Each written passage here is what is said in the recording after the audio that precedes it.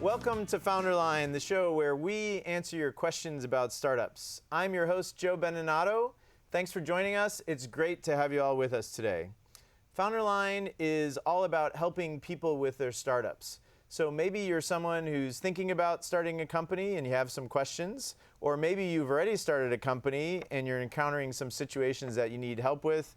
You might be someone who's thinking about joining a startup and you have some questions before you decide to accept an offer. In any of those cases, we're here for you. We want to try to help you if we can today. This is a live show, which means we're available right now to take your questions and try and answer them.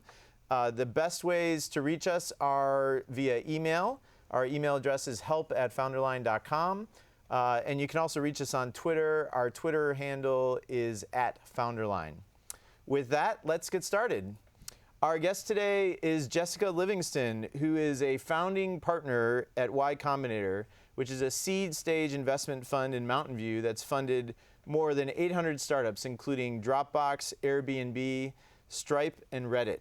She is also the author of this best-selling book called Founders at Work. You can go get it on Amazon right now if you want to. And she's the organizer of the annual Female Founders Conference. Jessica, welcome. Thanks for joining us today. Thank you for having me, Joe. It's so great to have you here today. Before we dive in, I usually ask just a couple of warm-up questions just to, get the mental juices flowing there. And I was doing some homework on you guys and looking back, and you all started YC about 10 years ago, right? Yeah, As of 10 March, years ago. which is amazing. 800 companies funded, billions of dollars in market cap created, which is just a great accomplishment. But I was thinking back to those early days, there's 4 of you starting it, I believe, back in Cambridge, and maybe take us back there and share a little bit about the earliest days of YC. What was it like? Yeah, well, you have to remember it was an entirely different time back then. In 2004 and early 2005. Back then, if a founder wanted to get any type of funding, you either had to be far enough along to go get money from a venture capitalist who wanted to put in millions, or you had to find sort of a rich uncle or a rich friend. There was no sort of first option, really. So back in those days, Paul had Via Web and had exited, and he had always wanted to be an angel investor, but he didn't want to get involved in all the things that angel investors have to do, like get pitched and review pitches and all that kind of thing. So anyway, we just were talking at that time. We were dating, and we'd spent a lot of time talking about how broken funding was for founders, and we realized as we were talking that we thought that there should be a standardized form of seed funding where you knew you could just go and you'd get this amount of money and they'd take this much equity and they'd help you with your legal documents and stuff. Based on his experience actually at Via Web, their first investor gave them $10,000 for 10% of the company. Wow. And he did all their legal paperwork because he was a lawyer, but actually Paul thought that was a great deal because he wouldn't have gotten started without that. Yep. So we knew there needed to be a standardized form of funding, and we knew it should be branded because it was just so random back then, and there wasn't one place to go. So we said, we want to be the place to go. So our original idea was that we'd start an investment company and we'd fund companies asynchronously like they were normally funded. As they came in. Yeah, but we also realized, gosh, so Paul and I decided to do this, and we roped in then Robert and Trevor, who were Paul's original co-founders from Via Web, but we all said, we don't know how to do angel funding. We better learn. So the timing was right that we said, let's learn by funding a whole batch of startups this summer. And we'll try to, appeal to undergrads, CS undergrads, and they can come do a summer founders program in Cambridge with us this summer. We'll fund a batch, and then we'll, as a result, learn a lot about angel investing, and then we'll go back to funding asynchronously. So that's where the batch came from. That's where the batch came from. It was a complete accident. Paul had a bunch of followers because he wrote a lot of essays, so we got 200 applications. We funded 8 startups in that batch, including Sam Altman, who is now the president of Y Combinator. Right. He was in our first batch. And very quickly, we realized how powerful it was to fund companies in a batch, because they were kind of each other's colleagues. Even though they didn't all work out of our office, they helped each other with problems. We could bring them together and have guest speakers. We had the Tuesday night dinners. It was very similar to what we do now. Wow. And just as a final thought, I'll throw in how crazy our idea seemed, and how our lawyers, advised us like not to do this idea because the VCs would just wash us out, because we were taking common stock and all of that. And no one really understood what we were trying to do, but it worked. We just awesome. kept going from there. That's great insight. And obviously, seed investing as a category has evolved so much. Oh, yeah. The cost to do a company has gone down dramatically. Just getting off the ground is orders of magnitude less expensive and less complicated than it used to be. So maybe talk about, in the 10 years you guys have been doing this, how has seed investing evolved, and what you see coming in the future? Well, the simplest way it's changed is just the numbers have gotten a lot bigger. Seed investing back when we were doing it, I mean, we started out giving $12,000 Yep. to a startup, which, looking back isn't very much money. But now, you referred to a seed round, that can be $1 million, $2 million. I know, I've heard of like up to 3 million, right? Yeah, and back then in, 05, 06, we sort of viewed ourselves as first gear, and then we viewed second gear with like $250,000 Right. was a fine round to raise right after Y Combinator. It was just not as much money thrown around, and now there's a lot more angels in the world, which makes it great for founders to get into that second gear, Yep. even if it's with $2 million. Yeah, that's kind of the big change, is that there are just a lot more players, and the dollar figures are going up, and certainly the valuations are going up quite a bit. It's crazy. Yeah.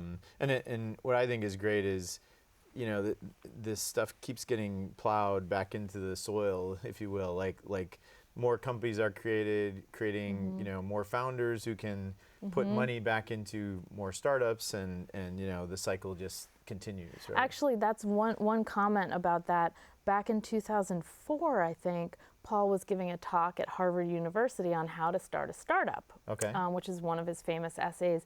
And he said to the audience, you should really try to, instead of trying to find your rich uncle, you should try to find someone who has made their own money through a startup, because they'll just give you valuable advice in addition to the money. Yep. And everyone in the audience sort of looked longingly at him, and he thought, wait, but don't come to me. But not me. And he felt so guilty that he then realized he wanted to do angel investing. Oh, that's funny. Yeah. That's great. That's classic Paul, right? Yeah. The last thing I wanted to chat about a little bit is, there have been a lot of conversations recently about the lack of women in Silicon Valley and sexism and all sorts of things. And one of the things you guys have tried to do recently, I think it's the last 2 years, the Female Founders Conference, right? Yeah. So tell us more about what you're trying to do there, and what you've seen so far in running it for the past couple of years. Yeah, oh yeah, it's one of my all-time favorite events. So basically, when I thought about how could I, or Y Combinator, help the women in tech problem the most? What could we do to have the most impact? Yep. I sort of looked at it and I thought, what we need to do? We need to fund more women, which means get more women to start startups and then apply to Y Combinator. Yeah. So encourage more women to actually, pull the trigger and start a startup. Fund them, and then help them become successful so that they can serve as role models. Because one of the biggest problems I think there is that there just aren't enough role models out there of successful female founders. Absolutely. And I think that's definitely growing. It takes a good few years before you get to the level where you're well known and your company is successful. But anyway, that was sort of the premise, that we want to do more to showcase these female founders that we funded. So I'd been wanting to do something like this for years, but of course I'm pulled in 3 million directions, and it just felt like I never had the time. And then I remember it was in December, Paul sent me an email and said, you know, Jess, we have enough, you know, successful female founders in YC. We have a quorum here to just do, you know, a Y Combinator female founders type thing. I said, cool. you know, you're absolutely right. I'm getting off my butt and I'm doing this. And this was, we planned the first one for, I think it was March of 2014. We did it here in Mountain View at the Computer History Museum. And it was really mostly all Y Combinator founders. There were about 5. And then I also invited Julia Hartz of Eventbrite, because I always said for years, I said, if I do, you know, female founders conference, I'm inviting Julia. I'm going to work around her schedule. And Diane Green of VMware, who I admire tremendously. They came and participated in the event. And it was phenomenal. We had, I think, 500 attendees, all women. Because my philosophy is I want to save every seat in the house for a woman, because we can't inspire more women if they're not there. I know, I was jealous. I watched the stream this year just to the check videos. it out. Whether you're male or female, you should watch the videos. So it was a huge hit, and it was very, I remember the feeling there was just very open, and all the women, you know, talked very openly about their struggles, about their achievements, about the real deal. Even though we were being live streamed, it still felt very intimate. And, you know, the audience just left feeling very inspired, as was I. I said, we're definitely doing this again. This year, we did it in February. We had 900 attendees. Wow. And we did it up in San Francisco, and again, mostly Y Combinator founders, and then some special guest stars. But it's just, every year you just walk away from this feeling like, wow, these women are amazing, and they've, you know, listening to their stories is really, really great, and we're gonna keep doing it. So annual events, that's the current plan? That is the current plan. And you guys, this is all funded by you guys? Yes, yes. Anybody can attend? Anyone can attend through an application process. We have, you know, 5 questions. We try to make it pretty easy. It's free. And, you know, we just want to reach as many women that we can. And, you know, based on our applications, I think a lot of people who attended the Female Founders Conference, you know, a bunch of them applied to YC, which was great. That's fantastic. That inspires them. Great. It's great that you're doing that. Aside from the work you're doing in general, just to fund as many great startups as you can, whether they're male or female founders, right? That's our plan. Awesome. Well, why don't we take some questions and see if we can help some people out. Okay. Remember, you can email us. Our email address is help@founderline.com, or you can tweet questions to @founderline. So let's jump in here. First question is from Sophia at Stanford. So thank you, Sophia. It says, you have defined YC's strong culture. What are some definitive steps that founders can take to define a lasting culture for their startups? Oh, well, yes, culture is very important to startups. And actually, it is one of the reasons, most people don't know this, but it's one of the reasons we deliberately did not create a traditional incubator where we had the startups work out of our offices, because we believe that culture starts when you're just 2 people, you know, working in your garage or whatever. And we wanted people to have that sort of grow organically. Their own culture, their own culture, as opposed to our culture, you know, in our office. So I gave a talk actually at the Female Founders Conference, and I put it online, called The Social Radar, What I Did at Y Combinator, because that's not something that I talk about much, or I didn't, but culture was very important to Y Combinator. And what I mean by that is that, you know, we always tried to fund people who we thought were smart and determined and had a great idea, but we also tried to fund people who were nice. And I'm not saying every single person we've ever funded is nice, but a majority of them are very nice. And we fostered a sense of community and helping each other. Like, you're all struggling right now, especially within the batches. Right. Help each other. If you need help, because you'll be helped someday. And we definitely try to instill that with our alumni. We say, alumni helped you when you were going through Y Combinator. Now it's your turn. And so we have this, very vibrant community of alumni who, there's pretty much anyone on this alumni can answer a question or has encountered a problem that a lot of the new founders have. And so it's a really supportive community. And I was just this weekend, actually, we were up in Mendocino for our first ever Camp YC for alumni.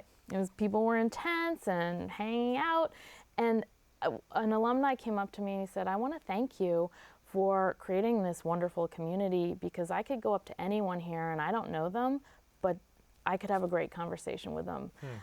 So that was, sorry, about Y Combinator's culture. How do you then be conscious of this when you're doing a startup? So as I said, it starts really early on, so you got to be focused on it. I'm not saying you have to, you're trying to solve the product problem, so you don't have to sit there and be like, what's our culture? What's our culture? Obsess every day. Yeah, right? No, not at all. But you have to realize that it starts early. And when you're hiring your first few employees, they better be damn good, because they are helping you set the culture of the company and the type of people that you hire.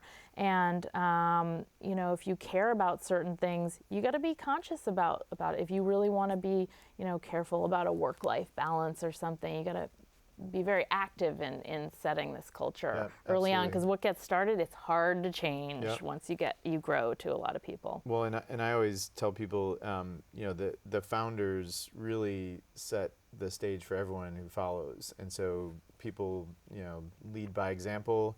If they see you, you leave every day at 4 o'clock and you're not available for the rest of the day, and they mimic that, right? Absolutely. And if you're rude to people, or if you're mean, or whatever it is, people or a micromanager or something. Whatever it is, they sort of inherit the characteristics of their leaders, right? So, absolutely. So I always tell people to just model what they would want to see in their companies, and it doesn't always work out, right? Everybody makes hiring mistakes, and in some cases not even through anyone's fault. It's just a bad match. It doesn't work out. So, which actually is one important point. When guest speakers come in, they all say, when we say, what's the biggest mistake you've ever made? Like, universally, the answer is not firing soon enough. And everyone has to fire people. It's just a natural thing when you're hiring so fast and growing at a startup. But you've got to, fire someone if they're not working out. And it's hard to do. It's hard to do. Nobody likes doing that. I hate it, but you always feel better afterwards, especially if you do a good job of it. Like, you don't make it about them personally, and try to make it as soft a landing as possible. So, and you don't want it to affect, in terms of culture, you don't want it to create bad morale for the rest of your team. So you got to just deal with it quickly. Absolutely. And usually it helps morale, right? Because by the time you find out as the CEO, like, everyone else knows, and they're like, oh, all right, I'm glad they finally dealt with that. So so Sophia, I hope that helps a little bit. Let's move on. We've got another one here. This person is called Always Be Coding from Washington, D.C. I like it. So he says, or he or she, been working on a startup for 6 months building a consumer app. Things are going well, good product and good user traction. The problem is that we're almost completely out of money, and it's clearly too early for us to monetize our app. And it was like 4 paragraphs long, so I cut it short a little bit. One obvious possibility is to do consulting work to fund the startup, but this is typically frowned upon. However, Airbnb sold breakfast cereal, and this is viewed as founder hustle. Seems to be a discrepancy. What are your thoughts on this discrepancy where they think they can go do consulting to sort of pay the bills while things are growing a little bit? But sometimes people frown upon that. What's your take? Well, early on, one of the biggest problems a lot of people face, in addition to building their product, is running out of money. You run out of money, you're dead, right? So to solve that, obviously the best option is to raise money. And, you know, you can raise money on your story. Investors, yes, they love traction. They love that you've built something, and they love to see, you know, user growth or revenue growth or whatever. But it is possible to raise money on this whatever story you're able to envision, you're able to lay out, and how persuasive you are. Yeah. So my first recommendation would be try to raise money. Yeah. You have a product and you have happy users. That's a great story. That's better than a lot of companies, yes, right? Yes, so Yeah. I'm not saying you're going to go out and raise 10 million bucks, but surely you could hopefully raise a little bit Yeah. to just get you to the next level. So that would obviously be the ideal scenario. I mean, believe me, if the Airbnb guys could have raised funding, they wouldn't certainly not have sold cereal boxes. That was a pure act of desperation Yeah. that worked out really well and is a fabulous story. Yeah. But it's not something that I would never say, why don't you create some cereal boxes and sell these When's cereals? the next election Yeah, coming up? I mean, that's not something you can probably replicate. In terms of consulting, it's very tempting for people to want to do consulting work to bring some revenue in. The problem is it is distracting. Yes. And like early on, you do not want to do anything that distracts you from talking to users and building your product. So I would, you know, if you're desperate, fine, do it, but try to avoid it at all costs. And if you do it, you know, put a stake in the ground and say, we're going to do this for 6 months and get some money in the bank, and then go back to focusing on the product. All right, great advice. And I would also say now with, you know, the advent of AngelList, and, you know, there's got to be some friends and family out there who maybe can help out. You should be able to raise at least 100K or 50K or something to try to cobble together anything to get you through. Exactly. Do you feel comfortable going out and raising money? All right. Well, good luck with that. Let's move on to, we have one here from Sleepless in Silicon Valley, which is pretty funny. How do founders cause themselves problems through lack of self-awareness or through self-delusion? Is there important advice you give to some founders but can't because you know they're too defensive to accept it?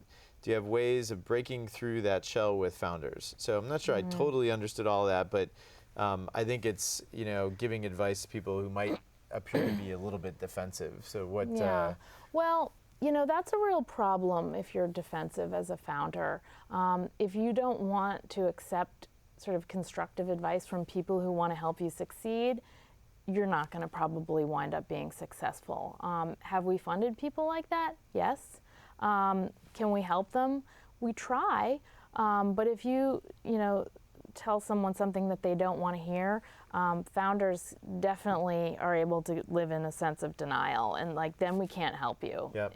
We can only try so much. The biggest, I mean, founders are in denial about all sorts of things. Where do I start? Yeah. I mean, one of the biggest things lately that we're seeing is founders sort of being in denial about their burn rate. And fundraising. Oh, yeah. And what happens is they, you know, after YC, they raise a seed round and they do really well, really easy, got, you know, $1 million in the bank, no problem. And they go back and they start working, and let's say they get a fancy office and they hire a bunch of people. All of a sudden their, you know, monthly expenses just shoots up. And, you know, let's say all of a sudden they're still working on their product and they're not recognizing that, God, we only have 6 months left of money in the bank at the rate we're going now. They don't stop and say, oh, wait, we have to change something. We either have to fire people or cut expenses or go raise money. And they come to us, you know, with 2 months burn left. And they say, oh, we're running out of money. We need your help. Can you help us do a Series A? And we say, like, good luck raising when you're about to run out of money, you know, because investors can sense that and you all of a sudden have no leverage. Wow. So I don't know if that's the exact answer to founders being in denial about things, but like general advice is that as a founder, you got to be open-minded and you got to be very honest with yourself, like, are users liking this product as it is? Are we working on the right idea? Yep. How much money do we have in the bank? do we have the right team to do this? Am I the right person to be CEO? Like, you got to be open-minded. Yep. I was going to ask on them coming back and when they're running out of money, are you finding that like the first round is so easy that they just think, yes, oh, well, whenever we need to get some more, we just press the magic button and it shows up again? Yes, like, sorry. Is that what's going on? I should clarify. The first round was so easy that they think, oh, the next one will be similarly easy. Yeah. And what they don't realize is that investors have a much tighter filter for that second round. Okay. They want to see growth. They want to see traction. Otherwise, you haven't you haven't delivered on anything. Yep. And they don't like that. Wow.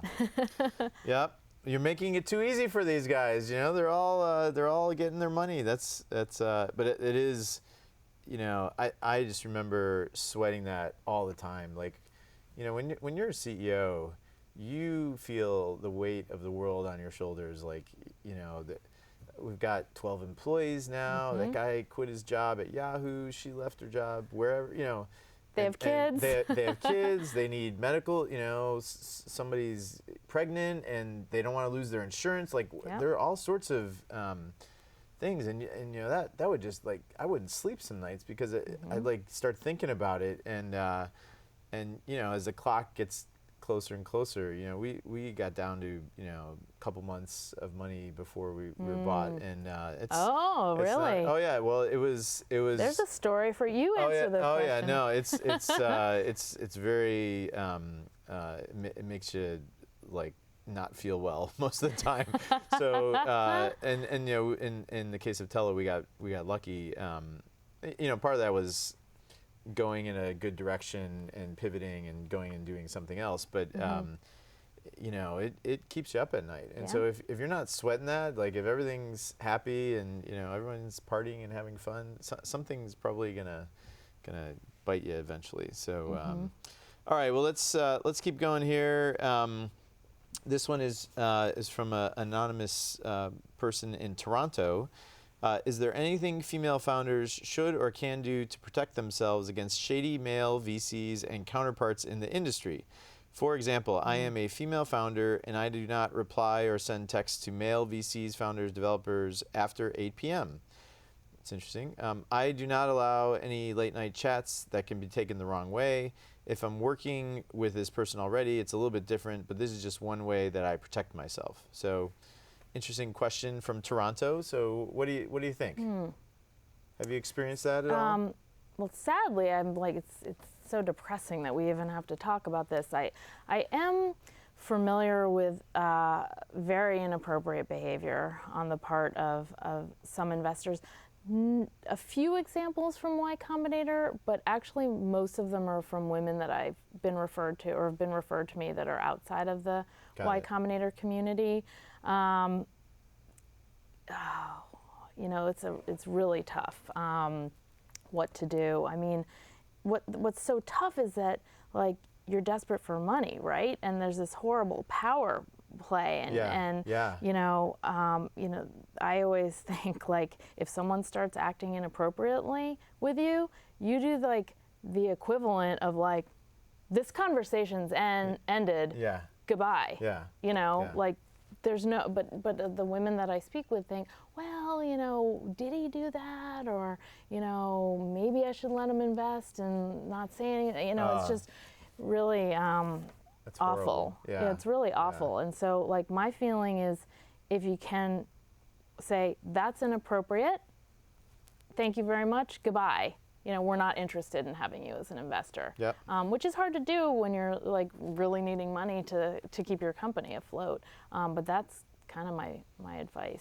No, and I've heard, you know, we've had other people on this show who have talked about it as well, and apparently stuff like this happens a lot, like more than probably gets out there. And one of the challenges is they can't publicly, you know, out these people for fear of retribution or whatever it might be. And I've been in not the exact same situation, but where weird things happen in a boardroom, and you want to, like, get on Twitter and like tell the world like this person is acting improperly, Yeah. but you're worried about, well, what happens if they're an existing investor, or maybe somebody, then they're gonna blacklist you somehow and you're not going to be able to raise your money. So well, you just brought up something important though, like the men should speak up too. Oh, yeah. When they're around inappropriate comments or behavior, Absolutely. like fuck you, stop that. Yeah. Absolutely. Am I allowed to say that? Absolutely. Sorry. We're on cable, so it's all okay. All right. Yeah, no, absolutely, please. Well, whoever you are in Toronto, I hope that helps a little bit, but I like that she's being proactive, and it's a little sad that she has to not send texts to VCs after a certain hour, but I think the more both men and women call this behavior out, that's what's going to change this, right? And I think just talking about it, like the more people who can have these conversations, and Ellen Powell standing up and really, that was a lot for her to go through, and independent of the outcome, just being able to call out behaviors, whether you agree or disagree with one side or the other, at least having the conversation about it really got the talk going in Silicon Valley, which I think is a good thing. Yes, talking about things and acknowledging problems is sort of the first step. One thing we did after there was an incident at one of our demo days, and we put out a notice, because there were a lot of new investors coming onto the scene, and we just put out a notice that said, just want to let you all know we have a zero tolerance policy for any sort of harassment of the founders, and like, you act inappropriately, you're not ever coming back to demo day. And oh, by the way, word gets around our community pretty quickly, and people talk, and no one's going to want to take your funding, male or female. Absolutely. No, I remember seeing that, and I thought, good for them, like sending this out. I wasn't sure if it was in response to a particular situation or if it was preventative, but it sounds like it was. It was a little bit of both. Yeah, I think it's smart. We are about halfway through, so we're going to take a little break here and thank our sponsors. So sit back and relax for a minute. I think a lot of you know that we wouldn't be able to do this without the generous support we get from our 4 amazing sponsors, Oric, Square One Bank, Accretive Solutions, and Ustream. And I'd like to just talk a little bit about each one of those. First, I want to thank Mitch Zuckley and the team over at Oric. They have been with us from the beginning, and Mitch has been a big supporter of the show. And I always tell founders, when you're getting started, you want to have a great lawyer who is one of your earliest advisors. And yes, they're going to take care of the legal paperwork and the financing docs and the hirings and the firings and all that sort of stuff. But more importantly, they should be one of your most trusted advisors. They've seen way more financings and contracts and mergers and acquisitions and IPOs than you'll ever see, unless you're a lawyer yourself. So make sure you get a great one. The team over there, I've worked with on multiple companies, and they've always come through for me. You can go and find out more on their website. It is oric.com. Next, I want to thank our new sponsor for Season 2 of FounderLine, which is Square One Bank. And I've been working with the team over there for a number of years. Lori Lumenti-Gardi and Sam Baumick are the 2 people that I've worked with the most. When you're getting going with your company, you want to make sure you have a great financial partner. Obviously, when you get that $500K seed round or $2 million seed round or whatever it is, you want to make sure the money's safe. That's sort of the basics. But you also want a bank that can help you and make your life easier. So things like online banking, maybe getting you a company credit card so that you're not putting a bunch of company expenses on your personal credit card, and someday down the road you end up with a bunch of expenses that you forgot about. So they can take care of all of that stuff for you. You can find out more on their website as well. It is squareonebank.com. Square1bank.com. We also have another new sponsor this season, which is Accretive Solutions, and they are the leading business outsourcing firm in Silicon Valley. And Martini is the person I've worked with. She was my interim CFO at my last company.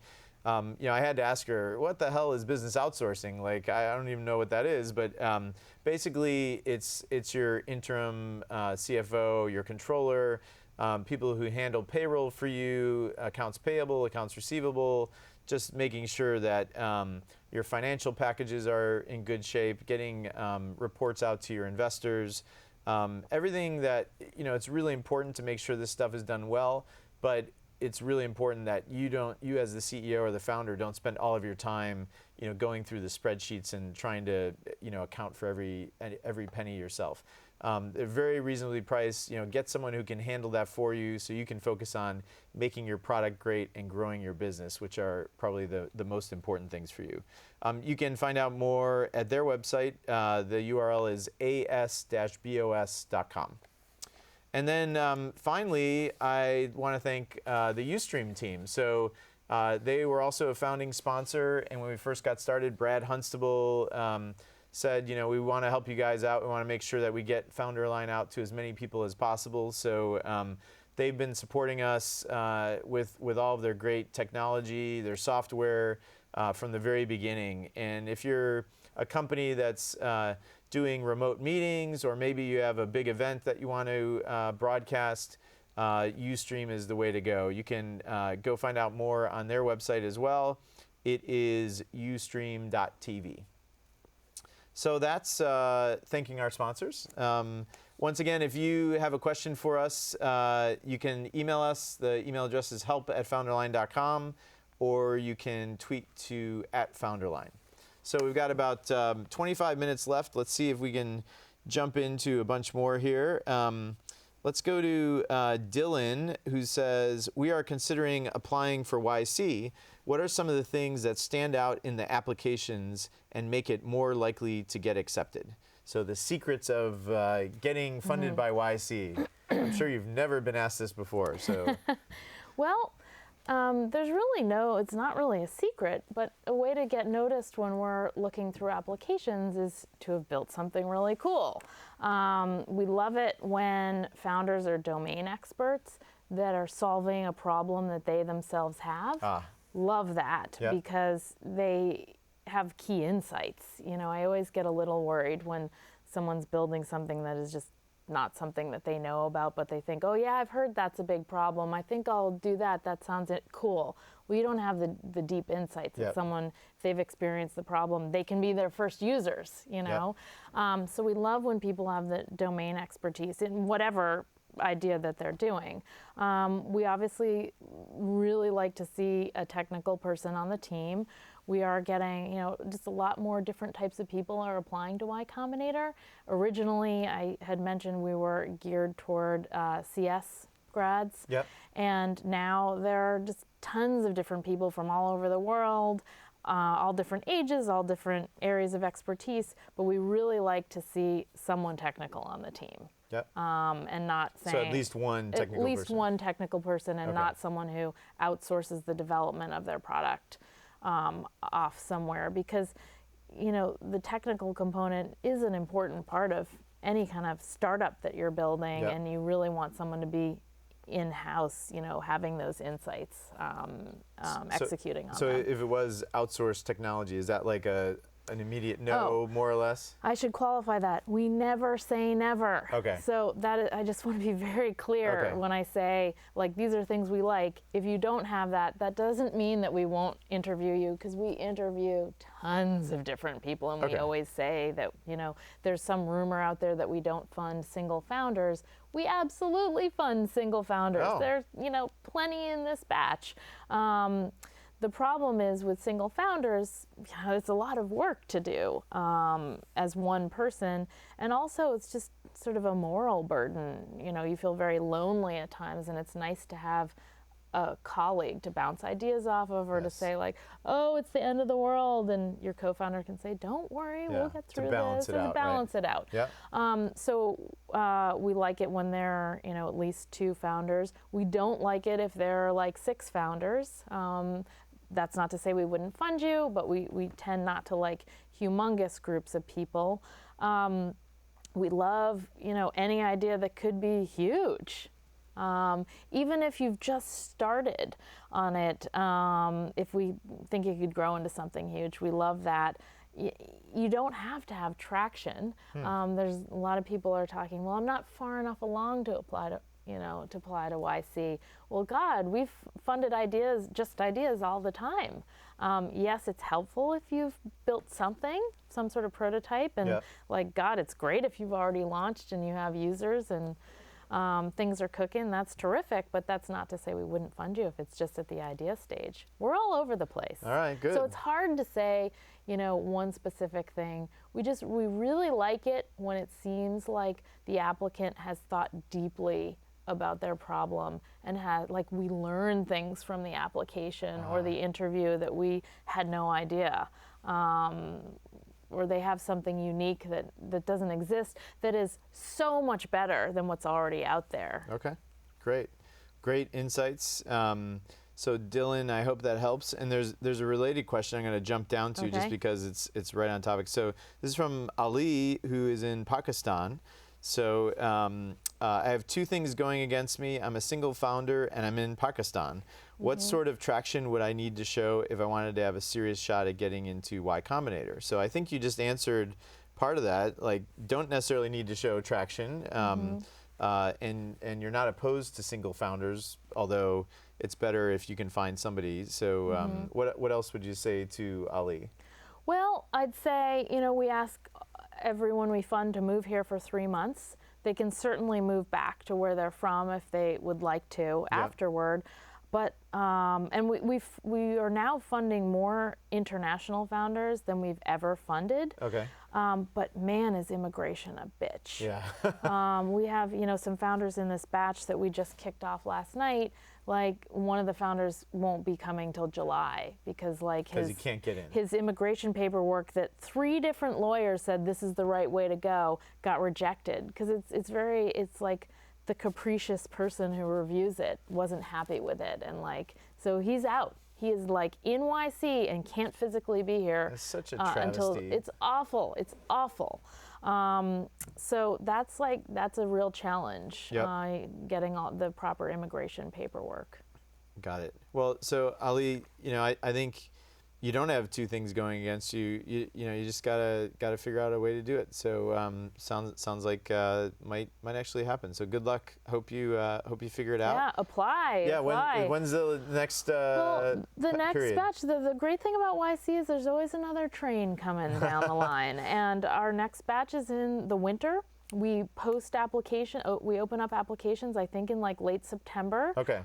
We conduct interviews in November, and kind of the batch gets started then, and we have the first dinner in January. There you go. Yeah. All right. So good luck. All right. Let's go to Rick in San Francisco. If you were to name a few of the common attributes of the unicorns that have come through YC, what would they be? So very interesting. So, let's think about some of the big ones, like anything that stands out in your mind, like, I knew those guys were going to make it, or, we had no idea, like, we didn't think that was going to work out, or... It's always somewhere in between. I'll tell you one thing that always surprises people is that, if I'm thinking back to the early days of Dropbox and Airbnb specifically, we really liked all the founders, and I'll talk a little bit in a moment about some of the things that they did, but it was not that summer or winter when we funded them that we were like, oh, they're going to be the biggest company we've ever funded. We had no idea that they'd be as big as they are now. One in the crowd. They were one in the crowd, and yes, there were some things in hindsight that I'd look back and say that's a good indicator, but we had no idea.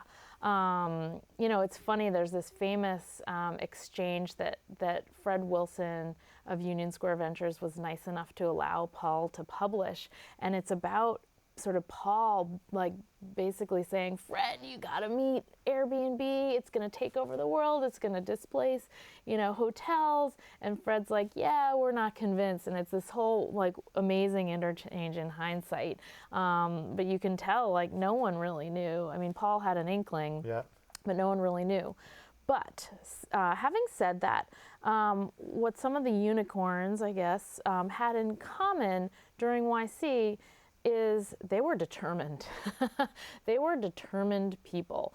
And they just, like Airbnb specifically, I remember, they had to travel to New York every week to try to, their biggest problem back then was getting hosts up on the system and helping them create nice. New York was their big market. First, okay. There was that big market. So Paul was like, I don't usually say this during YC, but you should really be in New York.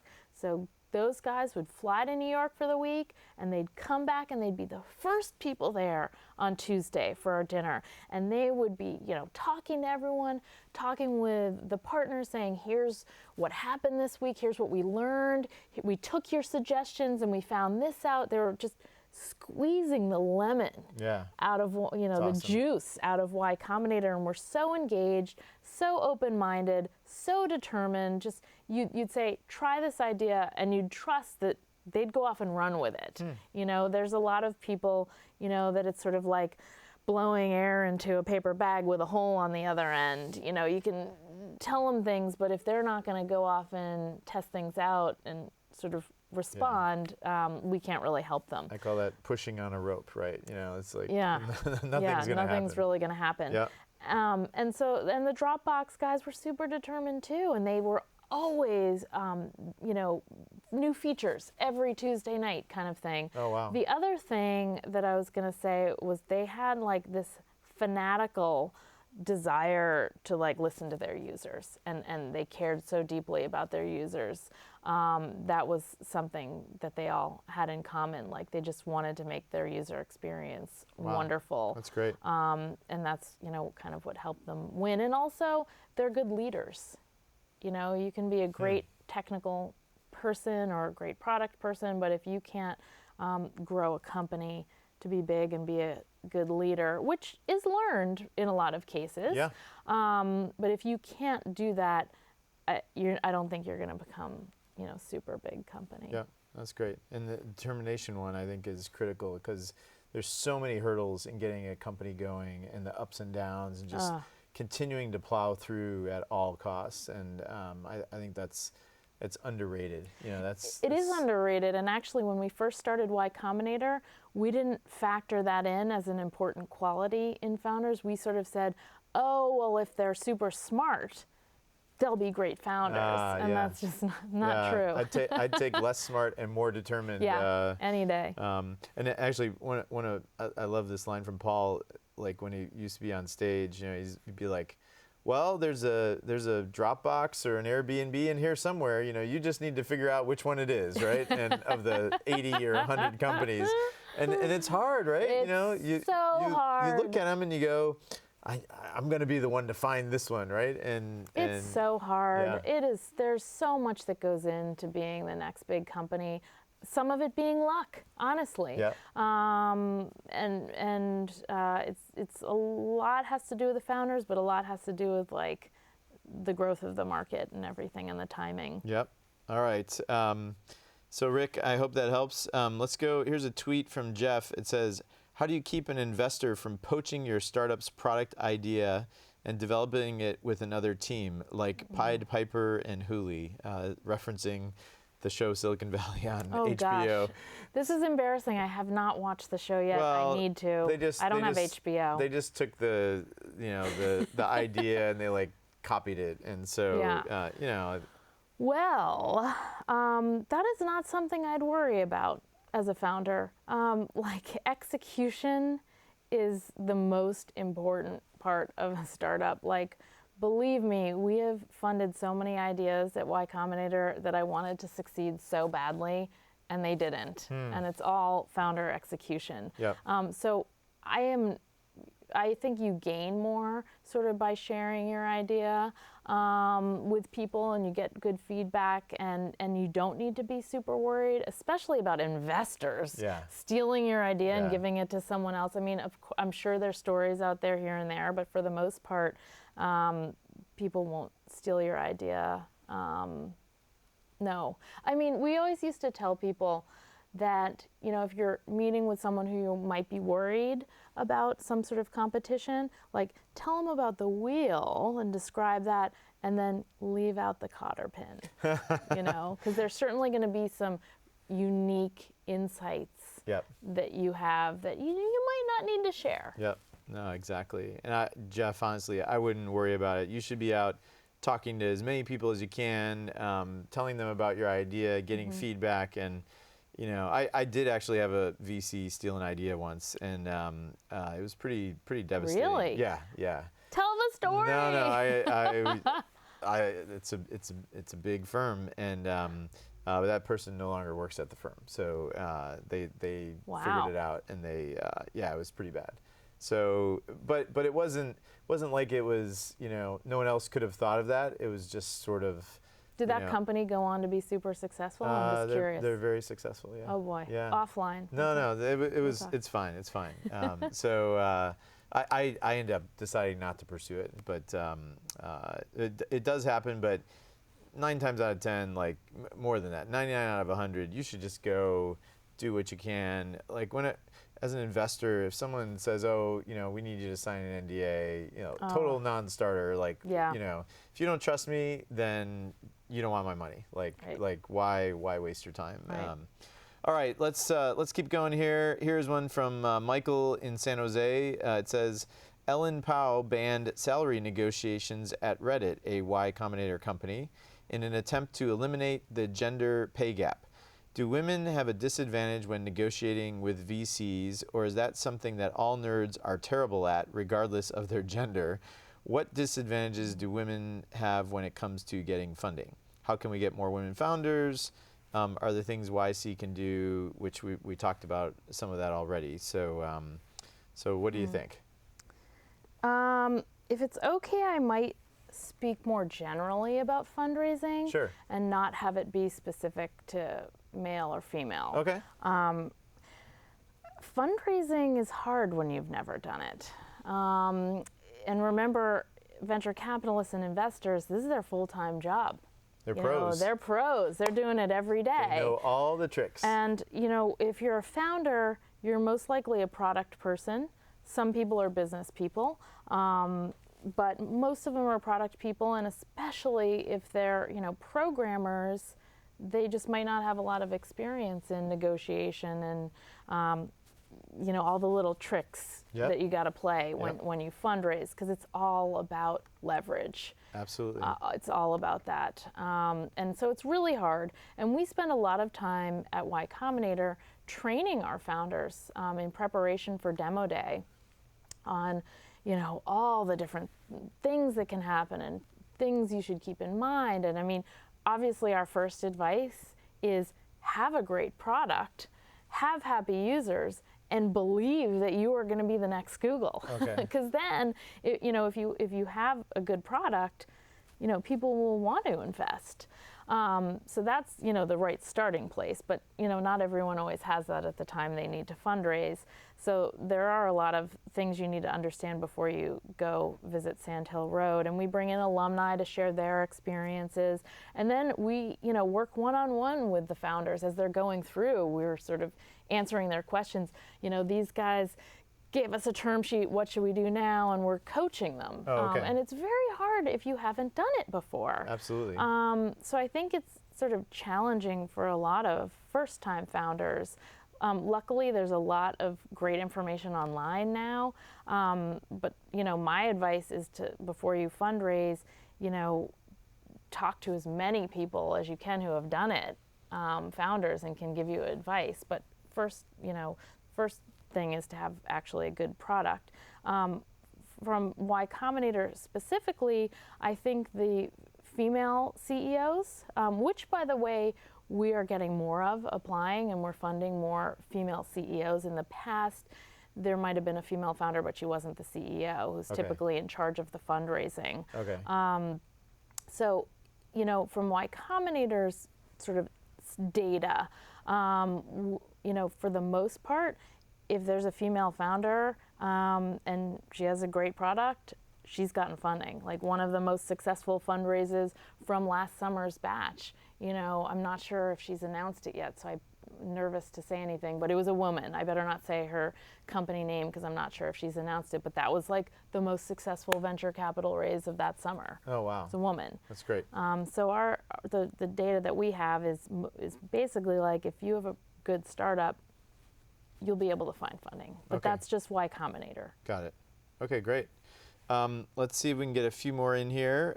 We have Jimmy in Mountain View. It says, Bill Gross of Idea Lab gave a TED Talk earlier this year in which he ranked the top factors for startup success. His number 1 was timing, team was number 2, and the business idea itself number 3. What do you think about his conclusion? And more importantly, how can we tell if the timing of our startup effort is right? What do you think? Man, timing is so hard. Yes. Timing, it is very important.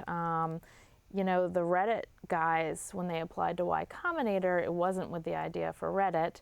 It was ordering fast food on your phone. And this was in 2005 before smartphones. And we were like, guys, I don't think so. It's not happening yet. But there's no iPhone, There's right? no iPhone. Yeah. And they were 22-year-olds and had no connections to McDonald's or any people like that. So timing, there is something important to be said for timing. I personally think it's the founders that are most important. Timing, I don't know. I don't want to go out and say it's the most important thing, but I found it's the founders you should fund more so than their idea, certainly. Like I'd agree that idea comes third because you can change your idea and you can adjust your idea. That happens all the time with YC, right? All the time. Like 50% of the companies, would you say, change their ideas, or 25%? What would you? I would say at least 25% change their ideas. That's a lot. Yeah. Oh yeah. It used to be a little bit higher than that, but now we are getting some people who are applying a little bit later on, so they've had time to test their idea. They have a little traction, so there's less pivoting, but there's still a lot of pivoting. Yeah. Okay. Yeah, I would agree, because if you have those determined, founders who will do anything to make this happen, they might end up changing their idea, right? Yeah, they might. So yeah, I don't know if I agree on the timing as well. So Jimmy, I hope that helps. Let's. I think we have time for one more. So this is from Susie. It says, "Thank you for your work on the Female Founders Conference. As a mom and startup founder myself, I'm wondering how you managed to fit it all in.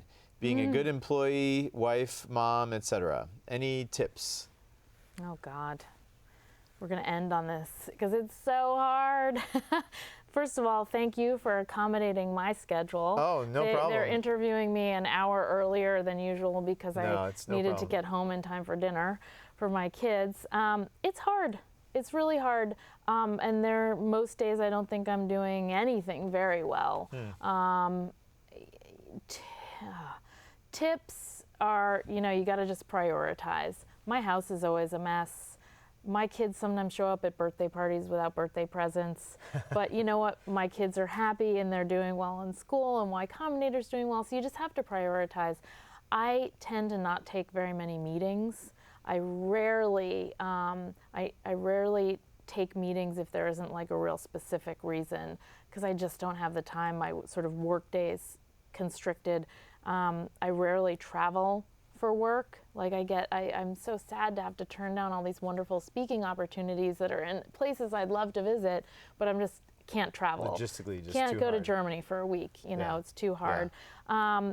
I asked Diane Green about this from VMware, because when she started VMware, she had an infant. I think she was pregnant when she started. Oh wow! And I said, how did you do this? And she gave me advice that I really liked, which is she kind of outsourced everything that didn't have to do with the kids. So she had a cook come in. I use Instacart all the time, so that I don't have to spend an hour at the grocery store. you have cleaners come to your house to clean your house. And just try to, anything that you can offload and pay for, if you can afford it, do it so that you can focus on your kids and your work. But it is, it's hard, and I often feel like I'm not doing either the best that I can. No, it's hard for us as well, right? And trying to be a good partner to your spouse or whoever. I think that's invaluable, having somebody who supports you and yes. Paul, I have to say, he's the cook in our family. So right. He cooks me dinner every night. He spends tons of time with our kids. I'm so lucky to have him as a partner. Awesome. Well, I think that's a great place to end. The hour went by too fast, yes, but sorry if we didn't get to all your questions. We did our best, but we'll take it up again soon, and we'll see if we can answer more. So thank you. Thank you for having me. Oh, my pleasure. So Jessica is on Twitter, and you can follow her. Her Twitter handle is Founders at Work, which is also the title of her book right here. So go buy it. And of course, Y Combinator's Twitter handle is at Y Combinator. You can go find them there.